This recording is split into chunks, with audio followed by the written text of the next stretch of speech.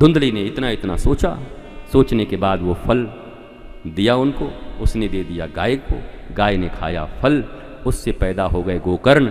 और उसके पहले अपनी बहन के घर में एक बेटा होना था, इसको पैसा दे करके बोला तुम तकिया बांध के रख लो पेट में, और तुम्हारा ये जो आत्मदेव है, नामई का आत्मदेव है, एक नंबर का मूर्ख है, नाम है आत्मदेव, और मूर्ख इतना कि बेटा के लिए परेशान है, हैरान है, तकिया बांध के पत्नी थी, पता ही नहीं चला बेचारे को। उसके बाद मामला सब गड़बड़ हो गया, अपनी बहन की बेटी को ले आया, बेटे को ले आया जन्म दे करके।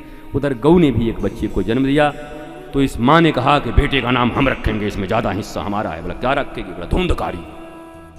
माँ का नाम धुंधली, बेटे का नाम धुंधकारी। अस्पष्ट, जहां सब कुछ अस्पष्ट हो उसका नाम है धुंधली और धुंधकारी। अब ये सब वेदांत की बातें हैं, इन सब से ये प्रतीक है, जरा सीखो इनसे। जिनके जीवन में कंफ्यूजन, कंक्लूजन नहीं, जो अस्पष्ट है, उनका जीवन कैसा होता है? बोला इस धुंधकारी की तरह होता है और धुंधली की तरह होता है। वो क्या किया? जुआ शराब खेलने लगा, और ये गो से जो पैदा हुआ गोकर्ण, वो बड़ा विद्वान हुआ। ये जुआ शराब खेल के बर्बाद हो गया। 5 वेश्याओं के साथ इसके संग लग गए। शब्द स्पर्श रूप रस गंध 5 तन मात्राएं ही 5 वेश्याएं हैं, और तुम ही हो वो धुंधकारी जिसके साथ ये लगी हुई है।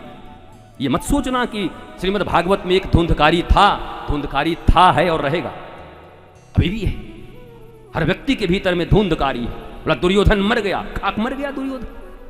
दुर्योधन वो है जो भरी सभा में अपने ही घर की बहू को नंगा करना चाहता है, कपड़े खींचता है, पर उनकी मां जब कहती है कि नंगे होकर मेरे सामने आ जाना, मैं देखकर तुझे वज्र का बना दूंगी, तो लंगोटा पहन के जाता है। दूसरे के फटे में उंगली डाल करके उसके कपड़े को फाड़ देने वाले का नाम ही दुर्योधन है। अब तुम मुझे बताओ कि दुर्योधन मर गया कि अभी भी बचा हुआ है?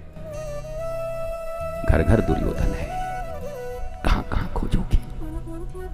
अपना तो नंगापना भी याद नहीं रहता, और किसी की इतनी सी बुराई लेकर इतना उसके पीछे पड़ जाते हैं। संतों के पीछे, महंतों के पीछे, महात्माओं के पीछे, सज्जनों के पीछे, ईमानदारों के पीछे लोग ऐसे पड़ते हैं इतनी सी कालिमा को लेकर के।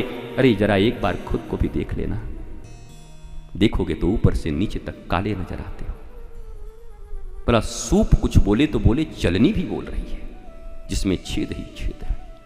आप यहां निंदा के लिए नहीं आए, आप सदैव ईश्वर की प्रशंसा करो, और सिया राम मैं सब जग जानी, करहूं प्रणाम जोरी जग पानी।